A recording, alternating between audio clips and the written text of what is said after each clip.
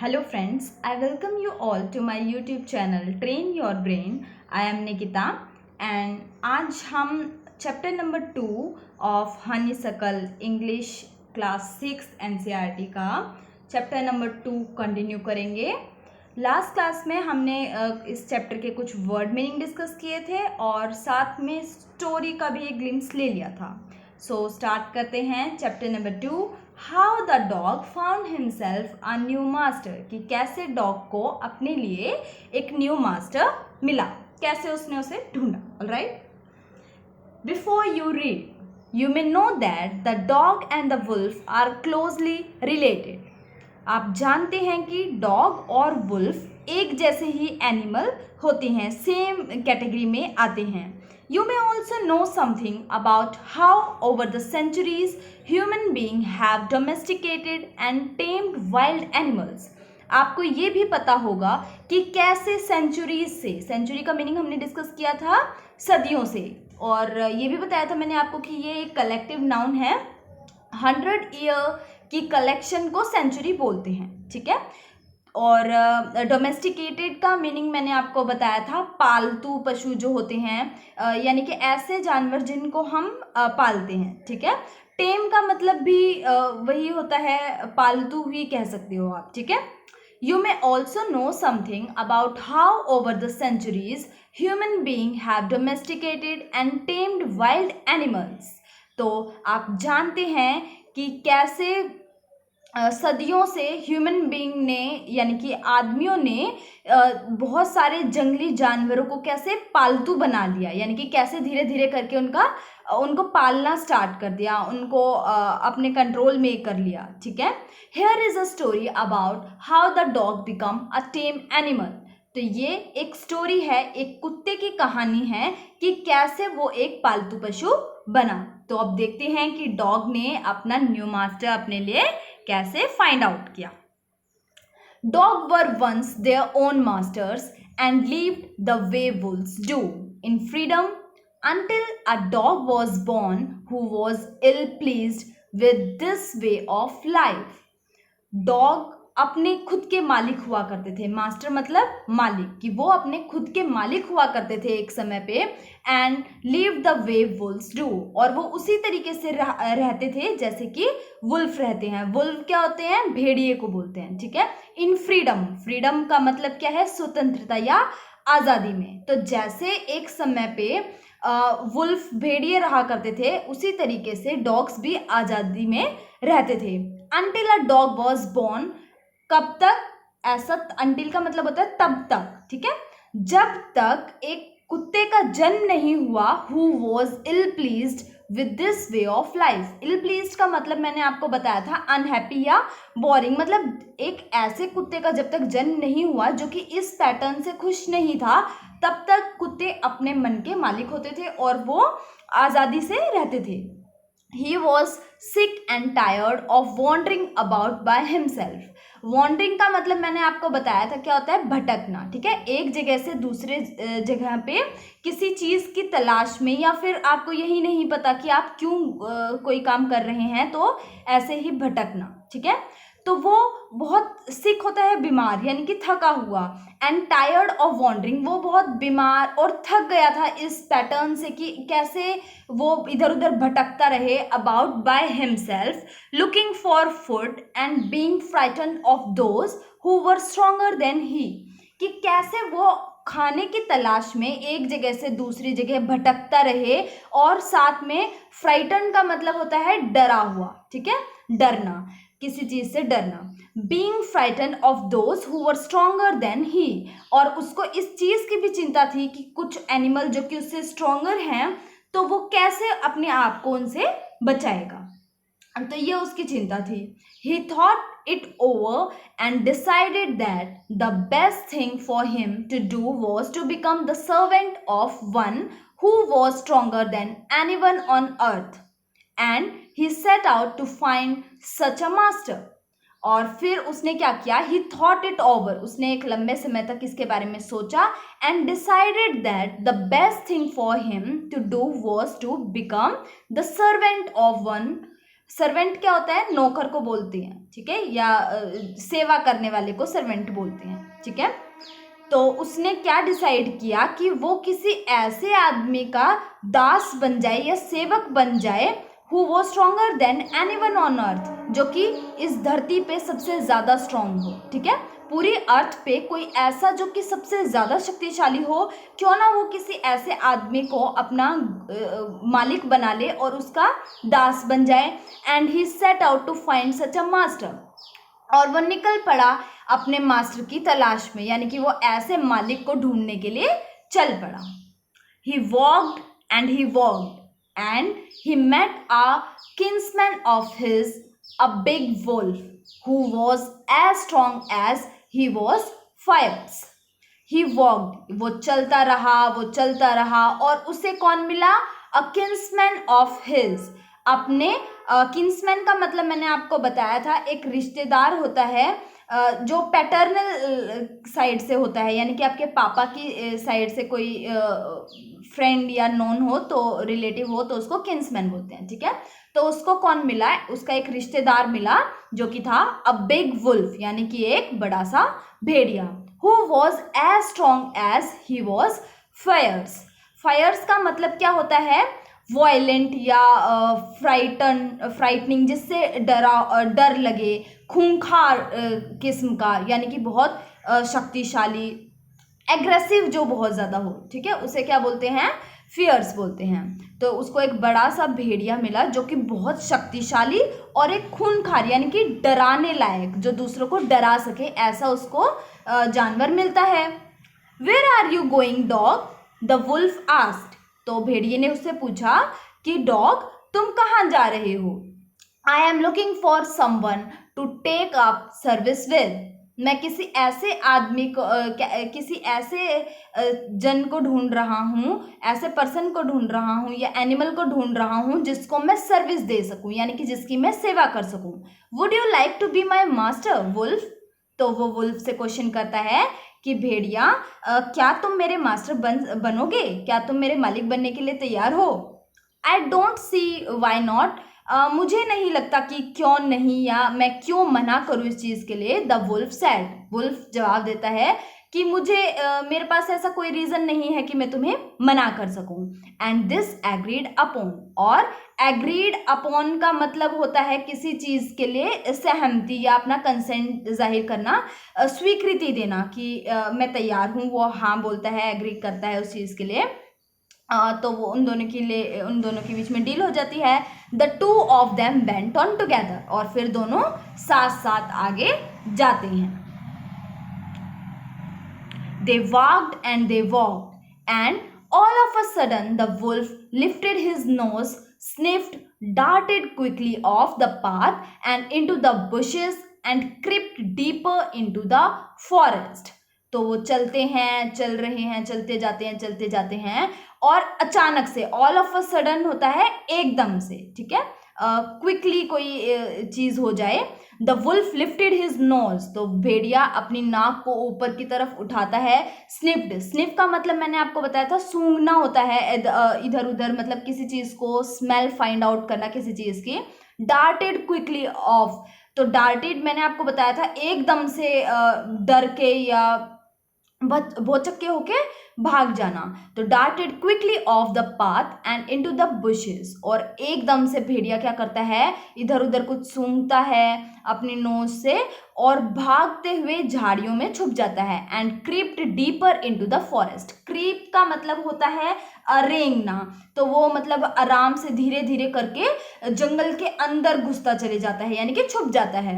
The dog was much surprised, और जो कुत्ता था वो एकदम सरप्राइज रह जाता है, दंग रह जाता है, उसे समझ में नहीं आता कि ये ऐसा क्यों हुआ। What's come over you master, he asks, तो वो पूछता है कि मालिक क्या विपदा आन पड़ी आपके ऊपर, या क्या परेशानी, क्या मुश्किल हो गई। What had frightened you so, इतना किस चीज़ ने डरा दिया, इतना ऐसी कौन सी चीज़ है जिसने आपको इतना ज़्यादा डरा दिया, भयभीत कर दिया। फ्राइटन क्या होता है, डरा देना, परेशान कर देना, ठीक है। Can't you see there is a bear out there and he might eat up both of us, you and me। तो बियर जो वुल्फ था वो आंसर करता है, क्या तुम्हें दिखाई नहीं देता, कांट यू सी, क्या तुम नहीं देख सकते, there is a bear out there, वहां एक भालू, बियर क्या होता है, भालू, वहां एक भालू है, and he might eat up, और शायद वो खा जाए, बोथ ऑफ अस, हम दोनों को ही खा जाए, यू एंड मी, तुम्हें भी और मुझे भी खा सकता है वो।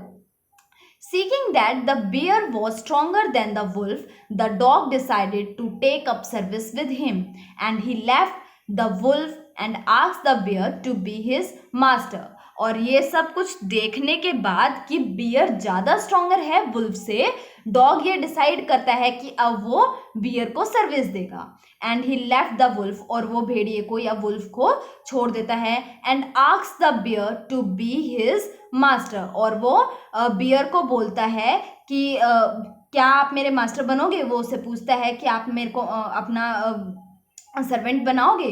The bear agreed to this readily, readily होता है तुरंत ही किसी चीज़ के लिए कन्वेंस हो जाना, तो बियर एग्री कर जाता है एकदम से, अचानक जैसे ही वो बोलता है वो उसको हाँ बोल देता है कि हाँ ठीक है, एंड सेड, और बोलता है let us go and find a herd of cows, चलते हैं और एक झुंड को ढूंढते हैं, गायों के एक झुंड को ढूंढते हैं। हर्ड क्या होता है, मैंने आपको कल भी बताया था कि हर्ड हम बोलते हैं झुंड को, किसी, ये कलेक्टिव नाउन है, काउज, बफेलो, बुल, तो जो कैटल होती हैं बेसिकली उनके ग्रुप को बोलते हैं हर्ड। तो वो आगे चलते हैं और वो उसको बोलता है कि चलते हैं और एक गायों के झुंड को ढूंढते हैं। I will kill a cow, मैं एक गाय को मार दूंगा, and then we can both eat our fill. Eat our fill का मतलब होता है जितनी इच्छा हो उतना खाना, ठीक है। तो वो उसको कहता है कि मैं एक गाय को मार दूंगा और फिर तुम्हें जितना मन हो उतना तुम खा लेना, और जितना मेरा मन होगा, मतलब पेट भर के हम दोनों खाएंगे उसे। They walked on and soon saw a herd of cows, but just as they were about to come up to it, they were stopped by a terrible noise. तो वो चलते हैं आगे की तरफ और उन्हें जल्द ही एक झुंड मिल जाता है गायों का, बट जैसे ही वो उस तक पहुंचने ही वाले होते हैं वो एकदम से रुक जाते हैं एक टेरिबल नॉइज की वजह से। टेरिबल क्या होता है, बहुत ही डरावनी, ठीक है, डरावनी आवाज को टेरिबल बोलते हैं, टेरिबल नॉइज। तो एक खतरनाक आवाज के कारण वो दोनों रुक जाते हैं। The cows were moving loudly and running in a panic in all direction. तो मूविंग मैंने आपको बताया था, ये एक साउंड वर्ड है, और गाय का जो साउंड होता है उसको क्या बोलते हैं, मूव, MOO, मूव। तो क्या होता है, द काउज वर मूविंग, तो सभी गायें चिल्ला रही होती हैं, मतलब जोर जोर से आवाज कर रही होती हैं। And running in a panic, panic होता है हड़बड़ाहट में या डर के कारण, तो वो प्रेशराइज होके इधर उधर भाग रही होती हैं। इन ऑल डायरेक्शन, सभी दिशाओं में, मतलब जिसको जो जगह मिलती है वो वहां पे भाग रही होती है। The bear looked out from behind a tree and then he too ran hastily deeper into the forest. तो बियर क्या करता है, एक पेड़ के पीछे से देखता है, और जैसे ही वो देखता है वो भी जल्दी से, हास्टिली होता है तुरंत, बहुत ही quickly, deeper into the forest, तो वो भी क्या करता है, बहुत जल्दी से फॉरेस्ट के अंदर घुस जाता है, यानी कि जंगल के अंदर भाग जाता है। Now, why did I have to come here? said he to the dog. और वो क्या बोलता है कि मैं यहाँ आया ही क्यों था, ऐसा वो कुत्ते को बोलता है। It is the lion who rules the forest in this part. ये शेर है, ये lion है जो कि इस भाग, जंगल के इस भाग में रूल करता है। The lion, who is he? Don't you know? He is the strongest beast on earth. तो जो डॉग होता है वो पूछता है लॉयन वो कौन है, तो जो बियर होता है वो आंसर करता है तुम्हें नहीं पता, डोंट यू नो, क्या तुम नहीं जानते, he is the strongest beast on earth, वो पूरी धरती पे, पूरी पृथ्वी पे सबसे खतरनाक जानवर है, या स्ट्रॉन्गेस्ट बीस्ट क्या होता है, एनिमल जो खूंखार हो, बहुत एग्रेसिव टाइप का हो, उसको बोलते हैं बीस्ट, ठीक है। तो वो उसको बताता है, बियर बताता है कि जो लॉयन होता है वो सबसे खतरनाक जानवर है। Well then I will say good bye to you bear, I want a master who is stronger than anyone on earth. तो फिर जो डॉग होता है वो उसे कहता है, तो ठीक है, मैं तुम्हें अब गुड बाय कहना चाहता हूँ बियर, क्योंकि मुझे एक स्ट्रोंगर मास्टर की तलाश है। मैं सबसे ज़्यादा स्ट्रॉन्ग मास्टर चाहता हूँ पूरी अर्थ पे। And off the dog went to ask the lion to be his master. और फिर डॉग चले जाता है लॉयन के पास उसे पूछने की क्या आप मेरे मास्टर बनोगे। The lion agreed to it and the dog stayed with him and served him for a long long time. तो लॉयन इस बात को सहमत हो जाता है, इस बात की तरफ अपना कंसेंट जाहिर करता है कि ठीक है, मुझे कोई प्रॉब्लम नहीं है।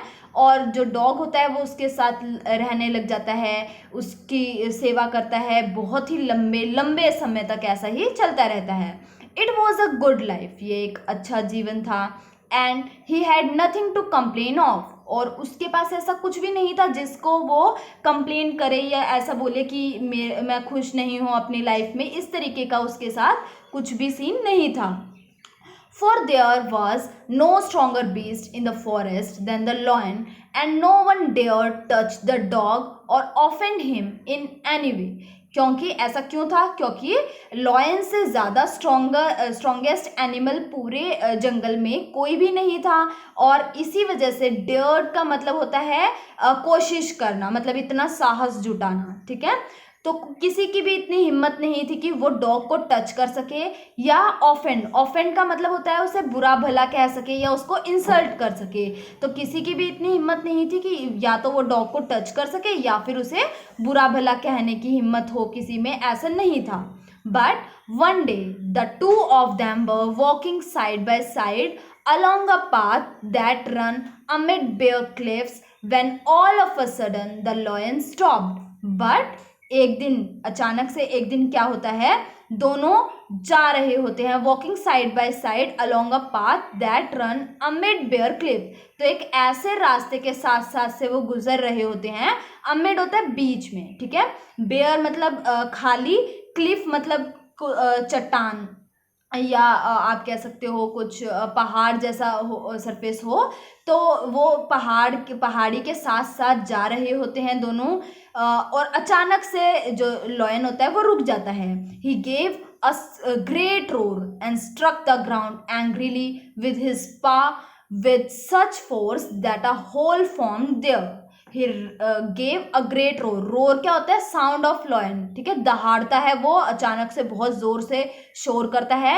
एंड स्ट्रक द ग्राउंड, और स्ट्रक होता है ग्राउंड पे मतलब मारना, पटकना, ठीक है। स्ट्रक द ग्राउंड एंग्रीली, और गुस्से में ग्राउंड के ऊपर अपने पैरों को विद हिज पा क्या होता है? पंजे को बोलते हैं, ठीक है। तो अपने पंजों से ग्राउंड को स्क्रैच करता है, पटकता है उन्हें।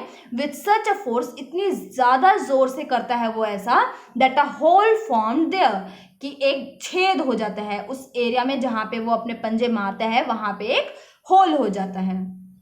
Then he begin to back away very quietly, और फिर वो धीरे धीरे धीरे धीरे वहाँ से पीछे चले जाता है। What is it, master? Is everything wrong? Is anything wrong?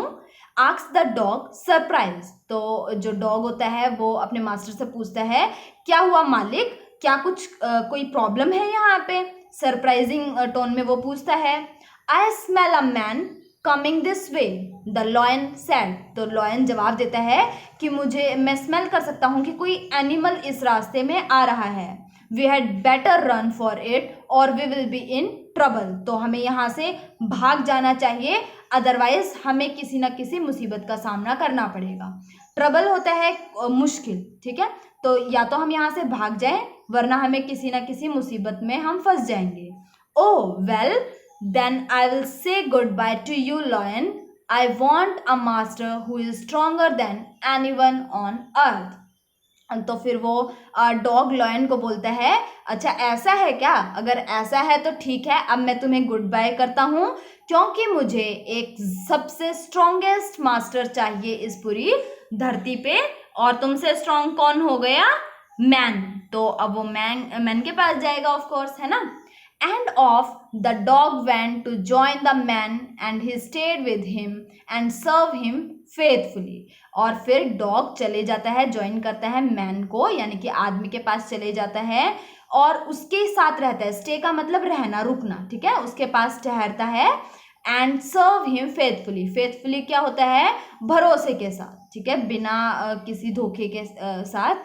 तो वो आदमी को या मैन को एक लंबे समय तक अपनी सर्विस प्रोवाइड करता है. This happened long long ago, but to this day the dog is man's most loyal servant and knows no other master. तो ये बहुत बहुत सालों पहले ऐसा होता है और इसी दिन से, बट उस दिन से जब ऐसा होता है तब से मैन का जो सबसे वफादार सर्वेंट है या सेवक है वो कौन है? डॉग. तो उसी दिन से कुत्ते को आदमी का सबसे वफादार सेवक माना जाता है. And knows no other master. और उसके बाद से डॉग ने कभी किसी और मास्टर को नहीं ढूंढा, ठीक है. सो फाइनली डॉग को अपना नया मास्टर मिल जाता है. ऑलराइट, तो ये था हमारा चैप्टर नंबर 2. नेक्स्ट क्लास में हम इसके क्वेश्चन आंसर्स को डिस्कस करेंगे. तो नेक्स्ट वीडियो देखना ना भूलें और जो प्रीवियस वीडियो है वो भी अगर नहीं देखी है तो ज़रूर देखें, ठीक है. So thank you and have a nice day. अगर आपको वीडियो अच्छी लगती है तो इसे लाइक करें और चैनल को सब्सक्राइब करना ना भूलें और अपने फ्रेंड्स और रिलेटिव्स के साथ भी वीडियो को शेयर करें. Thank you.